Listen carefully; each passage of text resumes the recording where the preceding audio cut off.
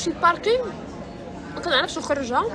البارح خرجوا النتائج ديال البكالوري. هادشي اللي غنقول لكم اليوم كنت كنتمنى شي واحد يقولوا لي فاش يلاه خديت الباك. نتوما اللي خديتوا الباك هاد العام ماشي كباقي الناس اللي دازوا من قبل، نتوما اللي دوزتوا الباك اللي خديتوه واللي ما خديتوش اللي عندهم الدوره استدراكيه ماشي كباقي الناس والاجيال اللي دازوا من قبل. راكم واخدين الباك في واحد العام اللي خرج فيه الذكاء الاصطناعي للعموم، اللي خرج فيه تشات جي بي تي اللي نجح ودوز جميع الامتحانات اللي تقدر تخيل. يعني الباك ديال هاد العام 2023 وطلاب اللي نجحوا فيه واللي ما نجحوش فيه واللي غيمشيو يقلبوا على مدارس باش يقراو باش من بعد يلقاو خدمه ماشي كباقي الاجيال اللي سبقوا. غير من 2010 لدابا كلشي تبدل. بلا ما تقارنوا الباك ديالكم ديال هاد العام بديال والديكم، لا مجال للمقارنه، ماشي نفس ليبوك. اليوم الله يجازيكم بخير بغيتكم تبارطاجيو هاد لا فيديو، غتهبط لتحت فين كاينه بارطاجي وبارطاجيها باش توصل للماكسيموم ديال الناس، ويا ريت غير 1% من الدراري اللي دوزوا الباك اللي خداو واللي ما خداش توصلهم هاد لا فيديو وتوصلهم هاد الرساله. على بركه الله، انا عزيز نوفل وهذه قناه المقاول.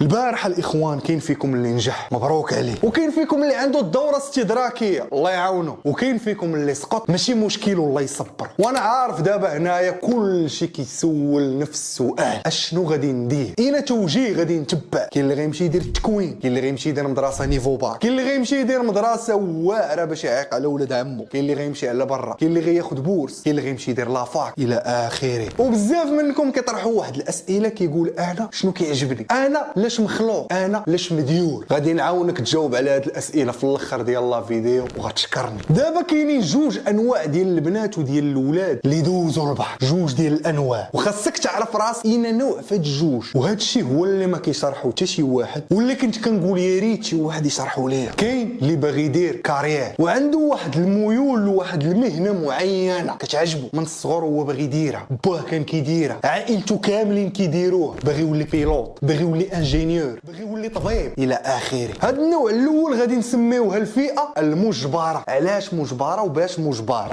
مجبره بواحد الحاجه كتسمى الدبلوم الكرتونه معلم، خاصك دبلوم مفرقع، مدرسه مفرقع، حيت القيمه ديالك كبيلوت ولا كطبيب ولا كمهندس عندها علاقه مباشره فين تعلمتي، اين بلاصه قريتي فيها، اين دبلوم خديتي، من اين مدرسه خديتيه، وشنو هي هاد السمعه اللي عند هاد المدرسه. هاد الشيء مفروض عليك باش تزيد في الحظوظ ديالك في النجاح في هاد لا كارير اللي غدير. انا هضر باللغه الشباب باش تفهموني، بحال شي لعاب ديال الكره، هذاك اللعاب الا كان مفورمي في لا كاستيا ولا مفورمي في لا ماسيا ديال البارسا ماشي هو الا كان كيلعب في الدرب. ملي غيمشي يلعب في واحد الليك بروفيسيونيل وغيقول لهم انا تفورميت في لا ماسيا مع شافي وانيستا وبوسكيتس، غادي يقبلوه دغيا حيت كيتيقوا في الجوده التكوينيه ديال ديك لا ماسيا. يعني فين تعلم مهم، واخا تقدر تلقى هذاك اللي في الدرب طياره عليه، ولكن ما غياخذوش الريسك، ما غيجيبوش، ما غيعطيوش الفلوس، ما غيعطيوش دوك لي سالير استرونوميك اللي كتسمعوا، حيت ما عارفينش الماضي ديالو. المجتمع والايكو سيستيم ديال الخدمه اللي حنا فيه اليوم في العالم كيامن بفين تعلمتي اكثر من شنو تعلمتي. يعني الا كنتي من هذه الفئه المجبره الاولى اللي باغا دير كارير، خاصك تقلب على المدارس اللي عندهم سمعه مفرقعه، اللي كلشي كيهضر عليهم، اللي كلشي كيترعد منهم. خاصك ديها في داك الكلاسمون ديال هذه المدرسه هي الاولى وهذه هي الثانيه وهذه هي الثالثه، خاصك تدوز لي كونكور، خاصك تدخل في هذه المعمعه. اما الفئه الثانيه غادي نسميوها الفئه مخيره. هذه الفئه غالبا كتلقاه ما عارفش شنو باغي يدير كاع، هو عارف حاجه وحده هي انه باغي يدخل ويربح الفلوس. كيقول مع راسو ما عندي حتى شي ميول معين لشي مهنه معينه، انا عارف حاجه وحده هي الا خدمت في شي حاجه اللي فيها الفلوس غنكون موتيفي وغنعطي فيها جهدي وغنتعلم ليها. انا شخصيا الاخوان كنت من هذه الفئه الثانيه، وداك الشيء علاش انا عارف بالضبط هذه الفئه ديال الاولاد وديال البنات هما اللي كيختاروا ايكونومي، هما اللي كيمشيو يقلبوا على البيزنس سكولز، هما اللي باغيين يديروا الماركتينغ، حيت كيلي في راسو الاقتصاد تساوي الفلوس، وهذا غلط فادح. وما كنهضرش على الناس اللي باغيين يديروا كارير في هذا الشيء، باغي يكون مدير ماركتينغ ولا باغي يكون ريسبونسابل اراش ولا باغي يكون ضاف. الا كان غيدير هذا الشيء عن قناعه الله يسهل عليه. كنهضر على اللي كيقلب وباغي يربح الماكسيموم ديال الفلوس بالحلال، وهذا الشيء ماشي حرام وماشي ممنوع. هذه الفئه كتلقاها متمرده وكتلقاه طموح بزاف وكتلقى راسو قاصح، وهادو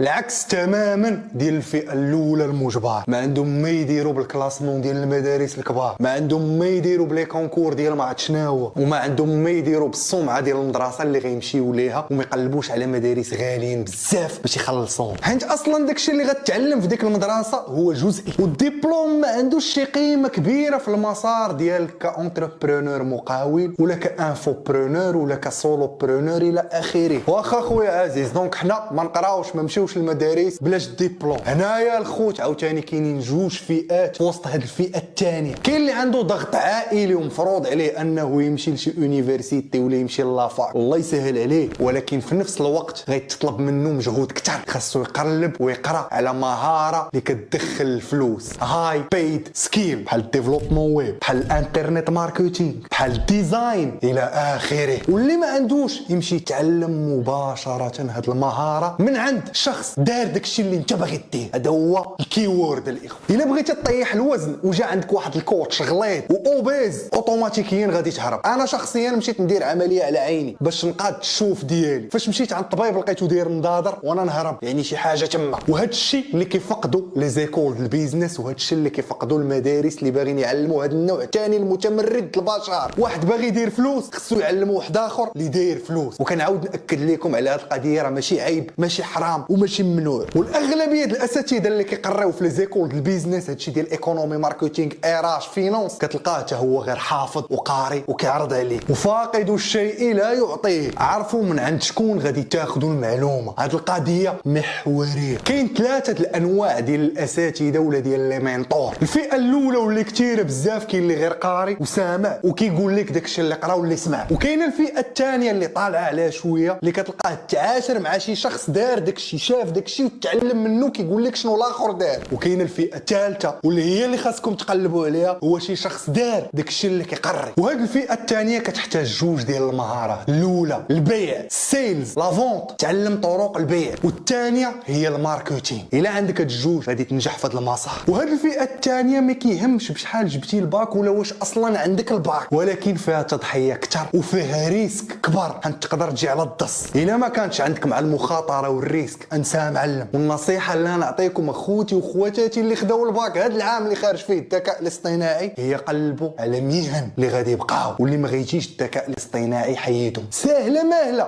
ادخل لجوجل ودير المهن المهدده بالذكاء الاصطناعي وغيخرج لك الغراق ديال لي ريزولت. وقلب وقارن وعينك ميزان. تقدر تمشي دابا تقرا وتونجاجا 5 سنين تخرج يقولوا لك هادشي راه ما بقاش. والسؤال اللي كتسناو كاملين الاخوان هو اللي كيقول انا ما عارفش راسي اين دومين نقدر نعطي فيه، انا شنو كيعجبني، شنو هما الميولات المهنيه ديالي. وهذا واحد المشكل عويص اللي عندنا ديال التوجيه. انا نعطيك بعض الاسئله اللي غطرح مع راسك باش تتعرف على راسك. هاد الاسئله مأخوذين من الكتاب الشهير العادات الدريه. اعطيني وديناتك مزيان. اول سؤال غادي يطرح هو ما الامر الذي يبدو ممتعا من وجهه نظري لكنه يبدو كالعمل من منظور الاخرين؟ شنو هي الحاجه اللي الناس كيخدموا وكيتخلصوا باش يديروا وانت كديرها فابور؟ غتكون عندك واحد الحاجه. كاين اللي يقدر يقول لك معلق ديال كره القدم، كاين اللي غيقول لك محلل سياسي، كاين اللي غيقول لك كل شنو يقدر يقول، كاين اللي غيقول لك كوتش ديال الفيتنس. كل واحد فينا كيدير واحد الحاجه اللي يقدر يتخلص عليها هو كيديرها فابور. شنو هي ديك الحاجه؟ سول راسك شنو كاين في الكتاب. كيقول لك ان العنصر الذي يحدد مدى ملائمتك لمهمه ما ليس مدى حبك او كرهك لها، وانما اذا كان بمقدورك ان تتحمل آلام المهمه بصوره اسهل من معظم الناس. متى تجد انك تستمتع بوقتك بينما الاخرون يشكون. ان العمل الذي يؤلم اقل مما يؤلم الاخرين هو العمل المناسب لك. دابا السؤال الثاني اللي غتطرحوا مع راسكم، ما الذي يجعلني افقد الشعور بالوقت؟ شنو هي الحاجه اللي ما كتحسش بها بالوقت فاش كتجلس مع اصحابك كتكون كتهضر على واحد الموضوع كدير المكانه ها كتقول واه دازت 4 سوايع؟ شنو هي ديك الحاجه اللي ما كتملش منها وكتبقى تهضر عليها؟ السؤال الثالث اللي غتطرح مع راسك هو اين احصل على عائد اكبر من الشخص العادي؟ مثلا كتلقى شخص عادي كيدخل لاصال كيخصو الوقت بزاف باش يديفلوب، مره كيجي مره ما كيجيش، مره كياكل الكلاص مره كياكل المسمن. انت كتلقى راسك منضبط دغيا كيبان فيك الريزولطا، دغيا كتنجح في لاصال، والاشخاص الاخرين خصهم وقت اكثر وكيقولوا لك كي كدير ليها. سول راسك شنو هما الحوايج اللي كتوصل لنتائج فيهم دغيا قبل من الناس الناس الاخرين. والسؤال الرابع والاخر، ما الذي افعله بصوره طبيعيه؟ هنا كيقول لك الكاتب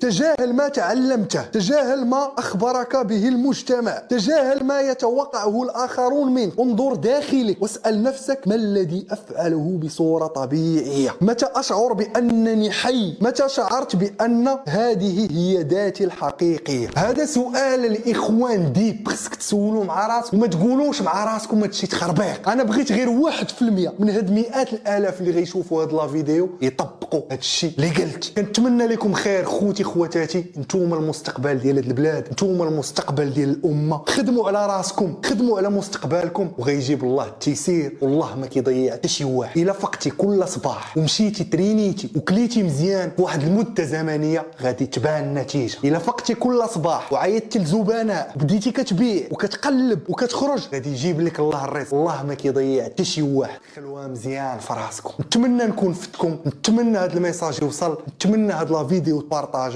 وكان معكم الاخ ديالكم عزيز نوفل، وهاد القناه درتها للتغيير وتطوير العقليات.